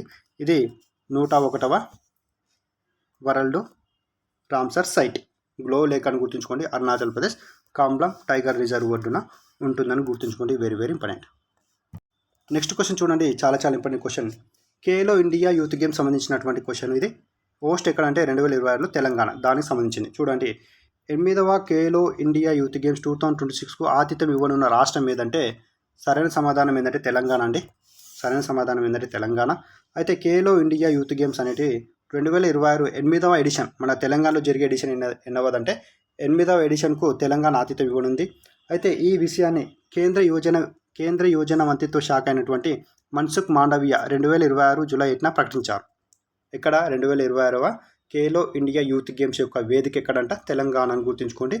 కంపల్సరీ మన తెలంగాణలో జరిగేటటువంటి ఎగ్జామ్లో ఈ యొక్క ఖేలో ఇండియా యూత్ గేమ్స్ నుంచి పక్క బిట్టు పడే అవకాశం ఉంటుంది. ఎందుకంటే హోస్ట్ ఎవరంటే మన తెలంగాణ, అది గుర్తుంచుకోగలరు. అయితే ఈ క్రీడలో 8,000 మందికి పైగా అథ్లెట్స్, అఫీషియల్స్, సపోర్ట్ స్టాఫ్ పాల్గొనే అవకాశం అనేది విశేషం. మరి తెలంగాణ యొక్క ప్రాముఖ్యత ఏంటి ఇక్కడ అంటే తెలంగాణ ఖేలో ఇండియా యూత్ గేమ్స్కు ఆతిథ్యం ఇస్తున్నటువంటి స్టేట్ పరంగా అయితే మొదటి స్టేట్ అంటే మొదటిసారి జరుగుతుంది మన తెలంగాణ రాష్ట్రంలో. కానీ దక్షిణ భారతదేశంలో అయితే మాత్రం 2వ స్టేట్ అని గుర్తుంచుకోండి. Very very important. అయితే ఇక్కడ 2024లో లాస్ట్ టైం కాబట్టి అటుపైన లాస్ట్ టైం 2022లో తమిళనాడులో జరిగింది, 2025లో బీహారు, 2026లో తెలంగాణ. సో మన తెలంగాణలో ఖేలో ఇండియా యూత్ గేమ్ జరగడం మొదటిసారి. కానీ దక్షిణ భారతదేశం అయితే మాత్రం 2వ స్టేట్ అని గుర్తుంచుకోండి. First state Tamil Nadu. So very very important. ఇట్లా కూడా మీకు ఎగ్జామ్లో బిట్టు పడే అవకాశం అనేది ఉంటుంది. అయితే తమిళనాడు తర్వాత 3 సంవత్సరాల్లో 2వ సౌత్ స్టేట్గా తెలంగాణ ఆతిథ్యం ఇస్తుంది. అయితే మొదటి ఖేలో ఇండియా స్కూల్ గేమ్స్ 2018 న్యూఢిల్లీలో జరగడం విశేషం. అయితే తర్వాత 2019 నుంచి దీన్ని ఖేలో ఇండియా యూత్ గేమ్స్గా మారడం విశేషం. ఫస్ట్ ఈ యొక్క ఖేలో ఇండియా యూత్ గేమ్స్ యొక్క పాత పేరు ఏంటంటే ఖేలో ఇండియా స్కూల్ గేమ్స్ 2018లో న్యూఢిల్లీలో జరిగింది. అయితే 2019లో ఏం చేశారంటే ఈ యొక్క ఖేలో ఇండియా స్కూల్ గేమ్స్ను కాస్త ఖేలో ఇండియా యూత్ గేమ్స్గా మారడం విశేషం. ఖేలో ఇండియా యూత్ గేమ్స్గా 2019 సంవత్సరంలో మార్చారని గుర్తుంచుకోండి. ఇది క్రీడాకారుల్లో ప్రతిభను గుర్తించి వారికి జాతీయ స్థాయిలో పోటీపడే అవకాశం కల్పించేటటువంటి ఒక కార్యక్రమమే ఖేలో ఇండియా యూత్ గేమ్స్ అని గుర్తుంచుకోండి. Very very important. అయితే ఖేలో ఇండియా స్కీమ్ను కేంద్ర మినిస్ట్రీ అయినటువంటి మినిస్ట్రీ ఆఫ్ యూత్ అఫైర్స్ మరియు స్పోర్ట్స్ అమలు చేస్తుంది. ఎవరు అమలు చేస్తున్నారు? Ministry of youth affairs and sports వాళ్ళు దీన్ని అమలు చేయడం విశేషం. దీని ప్రధానమైన లక్ష్యం ఏంటంటే గ్రాస్ రూట్స్ లెవెల్ నుంచి క్రీడా ప్రతిభను గుర్తించి అభివృద్ధి చేయడమే దీని యొక్క ప్రధానమైన ఉద్దేశం. సో హోస్ట్ మనకు ఆల్రెడీ తెలిసి 2024లో తమిళనాడు, 2025లో బీహారు, 2026లో మాత్రం వెరీ వెరీ ఇంపార్టెంట్ మన తెలంగాణను గుర్తుంచుకోండి. మొదటిసారిగా తెలంగాణలో జరుగుతుంది. సౌత్ ఇండియా పరంగా అయితే సెకండ్ స్టేట్ అని గుర్తుంచుకోండి. Very very important. అయితే 2025 బీహార్ ఎడిషన్లో 28 స్పోర్ట్స్ ఉన్నాయి. ఈ స్పోర్ట్స్ను డిమాన్స్ట్రేషన్ ఈవెంట్గా ప్రవేశపెట్టడం విశేషం. ఇక్కడ గుర్తుంచుకోండి. మెమరీ వైజ్గా గుర్తించడం ఎలాగా అంటే 8th ఎడిషన్ ఎక్కడ జరుగుతుందంటే తెలంగాణలో జరుగుతుంది. మరియు ఎప్పుడు 2026 నవంబర్లో జరిగే అవకాశం ఉంది. 8,000+ పార్టిసిపేషన్స్ పాల్గొనే అవకాశం అనేది విశేషం. 2024లో తమిళనాడు, 2025లో బీహారు, 2026లో తెలంగాణ.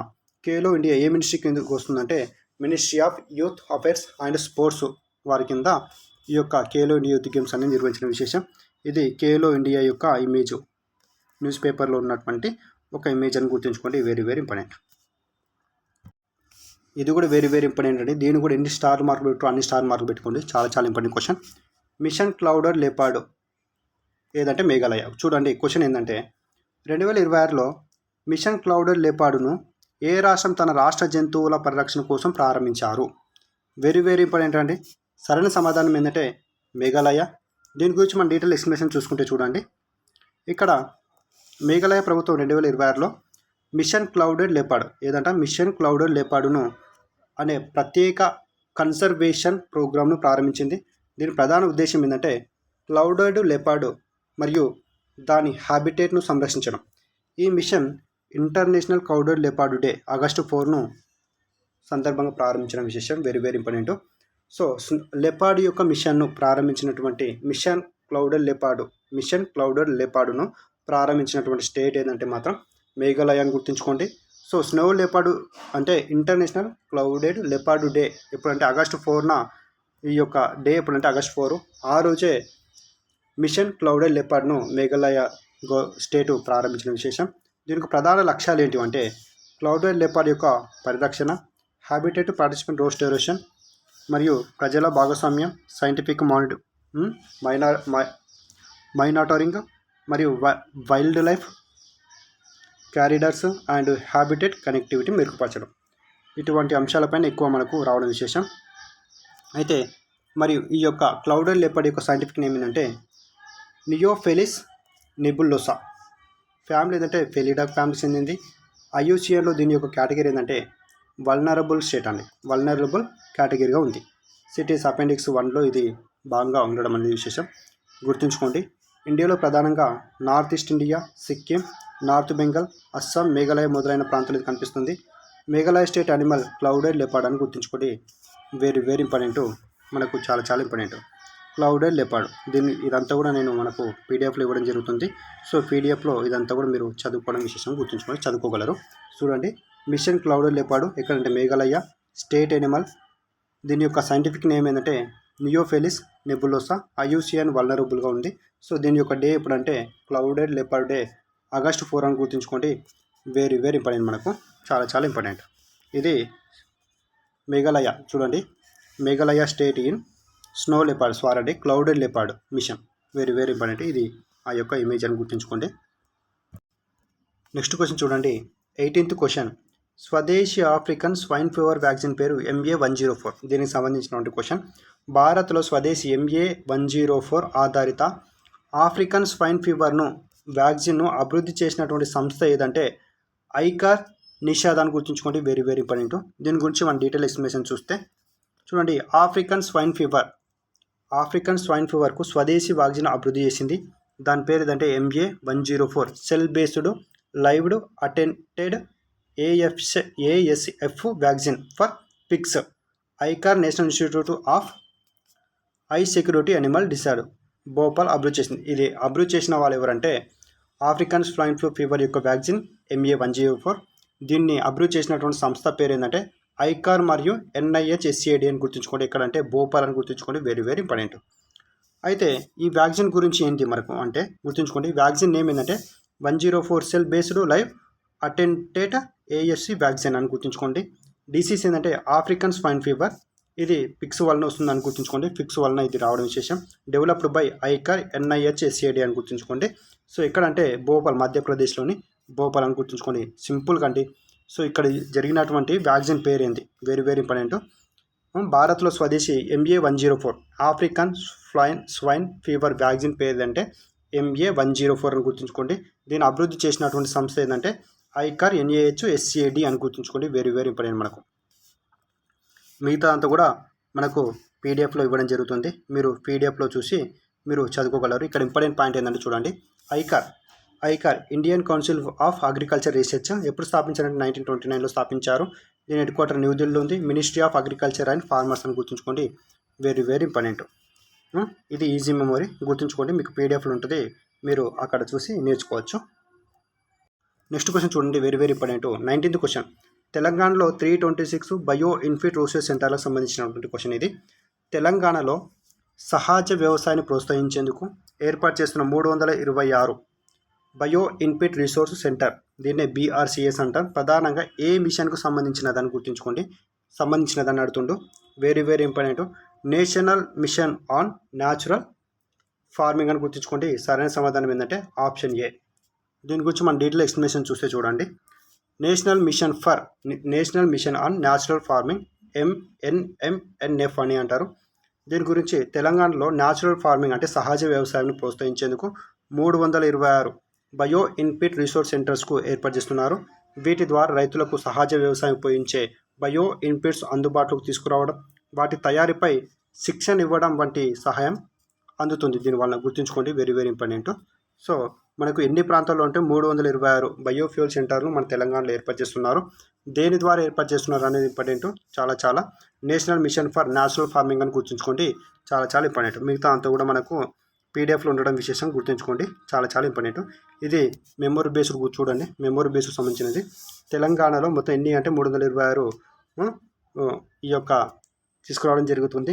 బయోగ్యాస్ సంబంధించినవి NIF, SERP, natural farming MNNF. ఇదంతా కూడా మనకు తెలంగాణ ఏమంటారు పీడిఎఫ్లో ఉంటుంది.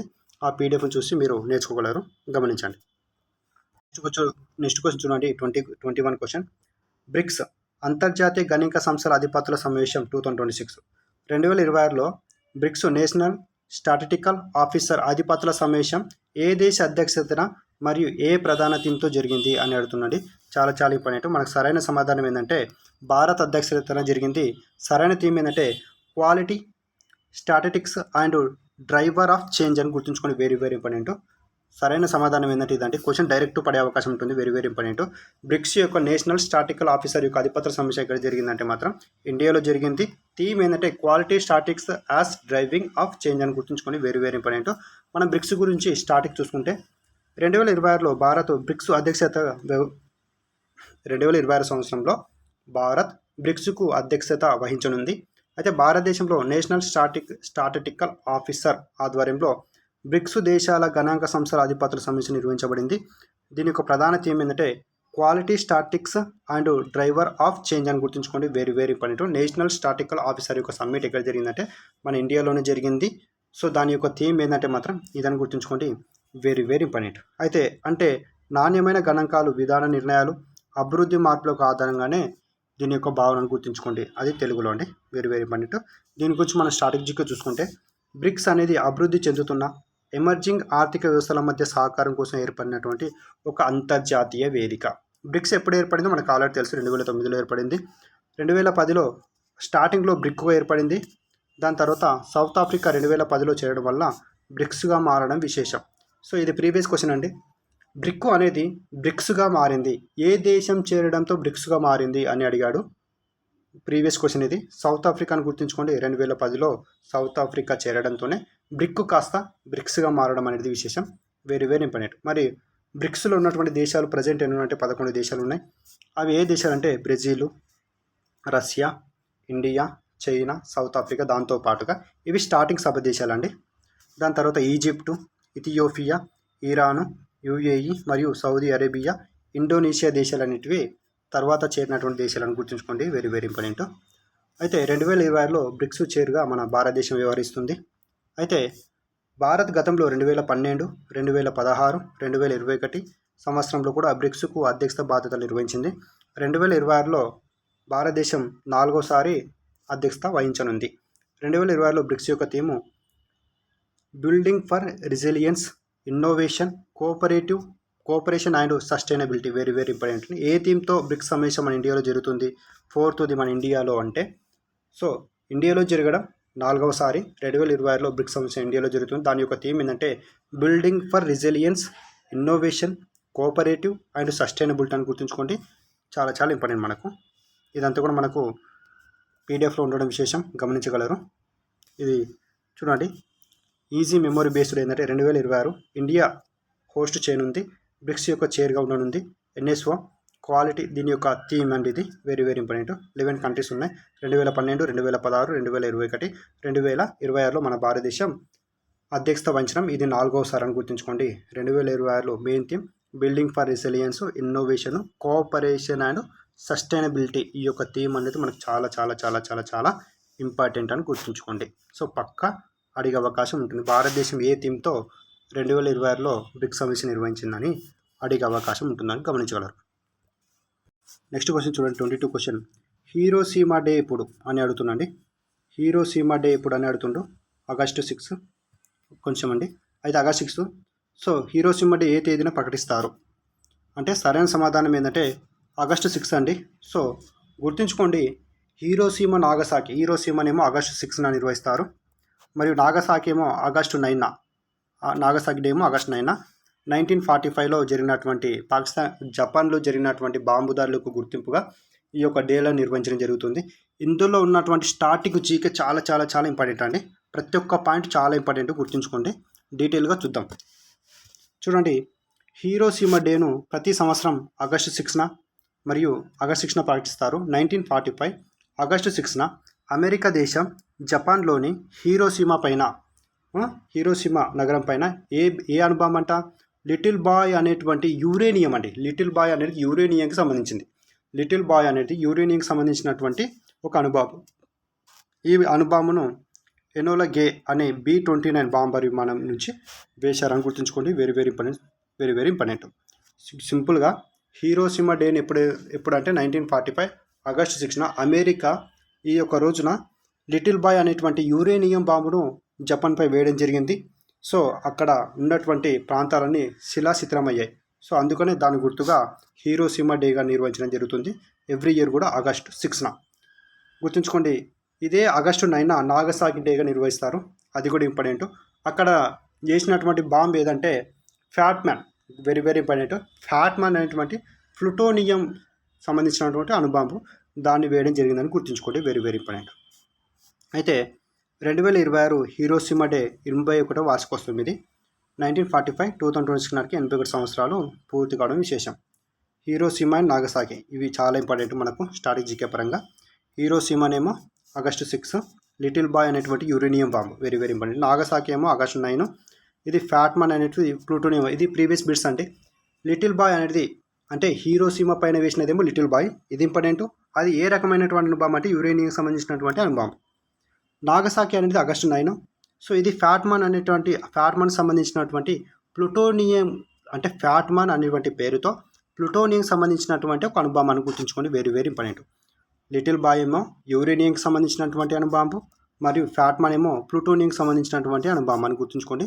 చాలా చాలా ఇంపార్టెంట్ అండి. పక్క స్ట్రాటజిక్లో క్వశ్చన్ పడే అవకాశం ఉంటుందని గుర్తుంచుకోగలరు. నెక్స్ట్ అయితే లిటిల్ బాయ్ అంటేనేమో హీరోషిమా, ఫ్యాట్మన్ అంటేనేమో Nagasaki. Very very important. So అక్కడ జరిగినటువంటి ప్రాణనాశనం జరిగింది. ఇవన్నీ మనం ఆల్రెడీ డిస్కస్ చేశాము. అయితే ఎందుకు పాటిస్తారు మరి ఈ యొక్క హీరోషిమా డేని ఎందుకు పాటిస్తారు? ఇంకా ప్రపంచంలో అణ్వాయుధాల వల్ల జరిగే విధ్వంసాన్ని గుర్తు చేసుకొని శాంతి, అణ్వాయుధ నిరాయుధీకరణ అంటే న్యూక్లియర్ డిస్మేనేజ్మెంట్ అవసరాన్ని చాటి చెప్పడం దీని యొక్క ప్రధానమైనటువంటి ఉద్దేశంగా మనం చెప్పుకోవచ్చు. ఈ యొక్క అణుబాంబులను నియంత్రించడం కోసం ఉన్నటువంటి సంస్థ పేరే IAEA, international atomic energy agency. Very very important. ఇది ఎప్పుడు అంటే 1957 జూలై 29 స్థాపించారు. సో దీని యొక్క హెడ్ క్వార్టర్ ఎక్కడంటే చాలాసార్లు అడిగినండి. IAEA చాలా చాలా ఇంపార్టెంట్ అండి. ఇప్పుడు ఉన్నటువంటి ఎగ్జామ్లో పక్క బిట్టు పడేటువంటి అవకాశం ఉన్నటువంటి ఏరియా ఇది. IAEA అంటే ఫుల్ ఫామ్ ఏందని అడుగువచ్చు. International atomic energy agency. ఎప్పుడు స్థాపించారు ఈ యొక్క IAEA అంటే 1957 జూలై 29. దీని యొక్క హెడ్ క్వార్టర్ చాలా చాలా ఇంపార్టెంట్.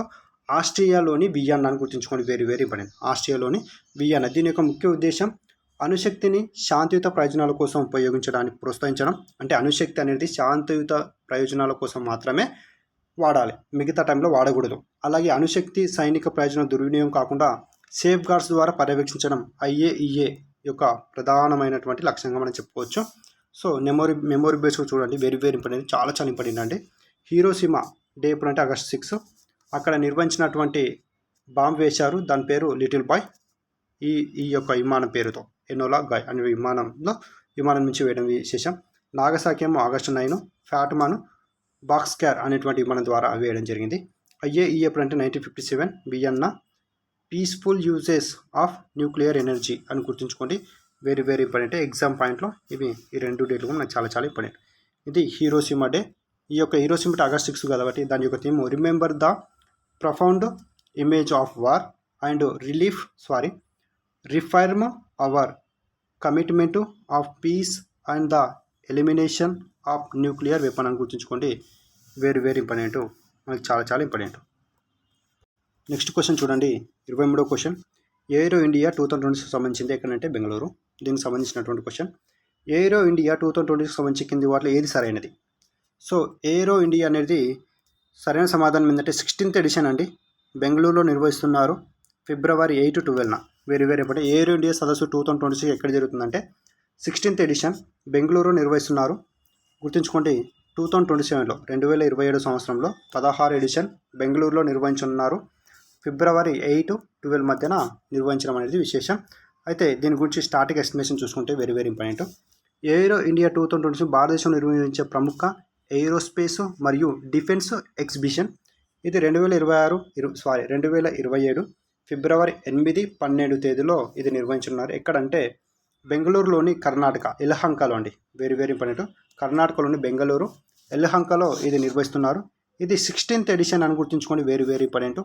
ఈ కార్యక్రమాన్ని మినిస్ట్రీ ఆఫ్ డిఫెన్స్ ఆధ్వర్యంలో నిర్వహిస్తారు. ప్రపంచంలో వివిధ దేశాల డిఫెన్స్ ఎక్విప్మెంటు, ఎయిర్క్రాఫ్ట్ మరియు ఏరోస్పేస్ టెక్నాలజీ సంస్థలు ఇందులో పాల్గొనడం విశేషం. దీని గురించి మనం స్ట్రాటజీగా చూసుకుంటే మొదటి ఏరోస్ ఇండియా ఎప్పుడు అంటే 1996. మొదటి నుంచి బెంగళూరులోనే బెంగళూరులోని యలహంక ఎయిర్ ఫోర్స్ స్టేషన్ వేదికగా దీన్ని నిర్వహించడం జరుగుతుంది. ఎంత తరచుగా అంటే ఎవ్రీ 2 ఇయర్స్కి ఒకసారి ఈ యొక్క ఏరో ఇండియా సదస్సు నిర్వహిస్తారు. ఇండియా మొత్తంలో నిర్వహిస్తారని గుర్తుంచుకోండి. 2025లో 16th ఎడిషన్ ఎక్కడ నిర్వహిస్తున్నారంటే బెంగళూరులోని యలహంక అని గుర్తుంచుకోండి. Very very important. ఇవన్నీ కూడా మనం గుర్తుంచుకోండి. మనం పీడిఎఫ్లు ఇస్తాము, అక్కడ మీరు చూసుకోగలరు. చూడు, India civil aviation starting. JRD టాటాను సాధారణంగా father of Indian civil aviation, ఇది స్టార్టింగ్ బిట్ అండి. కంపల్సరీ ఎగ్జామ్లో అడిగే బిట్ ఇది. ఫాదర్ ఆఫ్ ఇండియన్ సివిల్ ఏవియేషన్గా ఎవరిని పిలుస్తారంటే జేఆర్డి టాటా. ఇలాంటివి మనకి ఎగ్జామ్లో పడవంటామండి.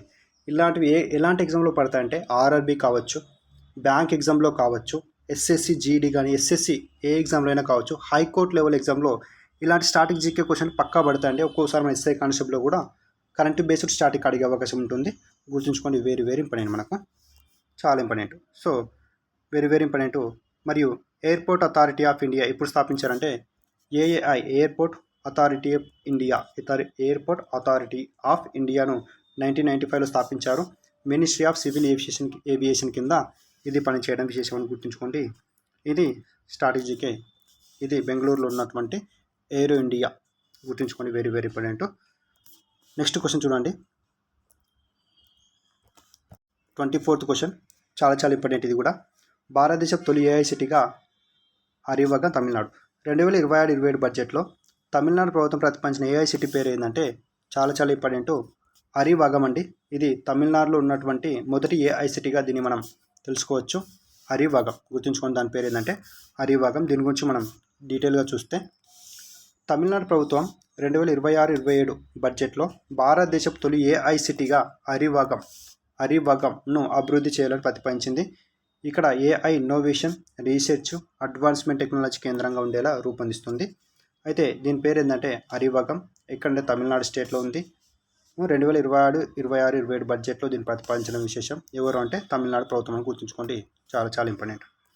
అయితే ప్రధాన ఉద్దేశం ఏమిటి మరి అంటే ఏఐ ఆధారిత research, innovation, skill, technology, ecosystem అభివృద్ధికి సంబంధించినటువంటిది. ఇదని గుర్తుంచుకోండి. ఇవంతా కూడా మనకు పీడిఎఫ్లో ఉండడం విశేషం. మీరు ఈ పీడిఎఫ్ కావాలంటే ఈ యొక్క యూట్యూబ్ ఛానల్ కింద ఈ యొక్క వీడియో కింద మన వాట్సాప్ ఛానల్ లింక్ ఇస్తాము, అందులో జాయిన్ కండి. అందులో ఈ యొక్క పీడిఎఫ్ మీరు డౌన్లోడ్ చేసుకోవచ్చు. గుర్తుంచుకోండి, ఎంత అంటే 5,000 కోట్ల ప్రాజెక్టు వ్యయంతో 1000 ఎకరాస్ విస్తీర్ణంతో దీన్ని ఏర్పాటు చేయనున్నారు. గుర్తుంచుకోండి, వెరీ వెరీ ఇంపార్టెంట్. ఇక్కడ మనం స్ట్రాటజీగా చూసుకుంటే వెరీ వెరీ ఇంపార్టెంట్. చూడండి, ఏఐ గురించి. ఫాదర్ ఆఫ్ ఏఐ ఎవరంటే జాన్ మెకార్థీ అండి.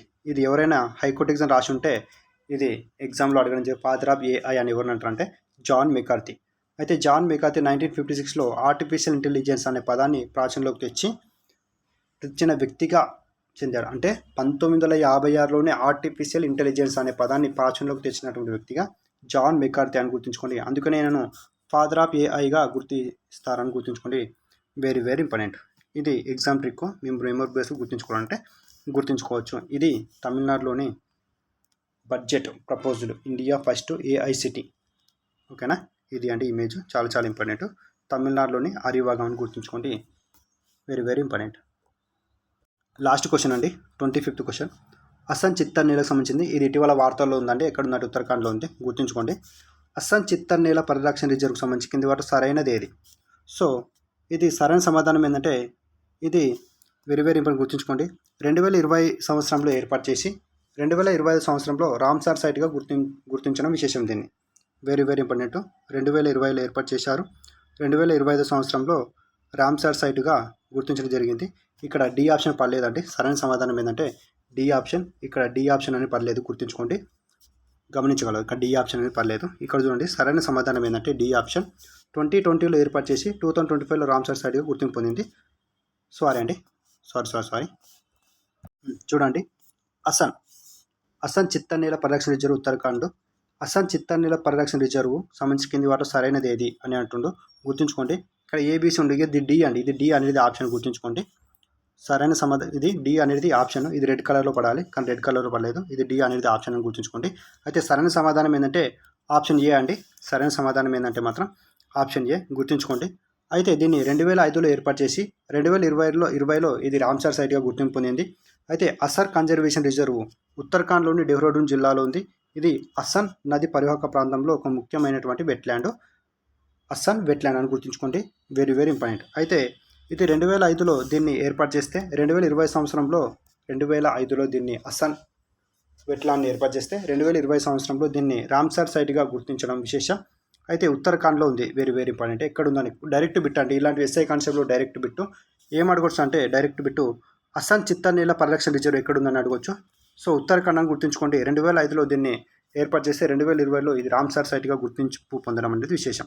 మరి ఎందుకు ముఖ్యమైనది ఇది అంటే అస్సాం వెట్లాండ్ ముఖ్యంగా వలస పక్షులకు మరియు ముఖ్యమైన నివాస ప్రాంతం.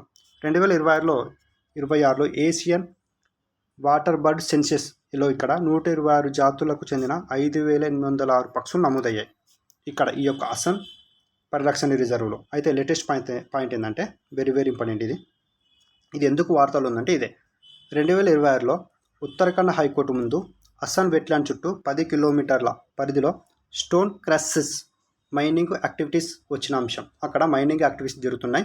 కోర్టు సంబంధించినటువంటి స్టోన్ క్రషెస్ రిజర్వ్ సరిహద్దు నుంచి 10 కిలోమీటర్లు ఉన్నాయా అనే విషయాన్ని పరిశీలించాలని ఈ యొక్క ఉత్తరాఖండ్ హైకోర్టు ఆదేశించడం అనేది విశేషం. సో అందుకనే ఇది వార్తల్లో ఉంది. అస్సాం పరిరక్షణ ప్రాంతాన్ని గుర్తుంచుకోండి. అయితే ఇది మెమొరీ బేస్ చూడండి. అస్సాం కన్జర్వేషన్ రిజర్వ్ ఎక్కడ ఉందంటే ఉత్తరాఖండ్లో ఉంది. ఇది డెహ్రాడూన్ పక్కన ఉంటుంది. 2005లో దీన్ని ఏర్పాటు చేస్తే 2020లో ఇది రామ్సార్ సైట్గా గుర్తింపు పొందడం విశేషం. అయితే first Ramsar site in Uttarakhand. Migratory బర్డ్స్కు ఇది ప్రధానమైనదని గుర్తుంచుకోండి. Very very important. ఇది అస్సాం గుర్తుంచుకోండి.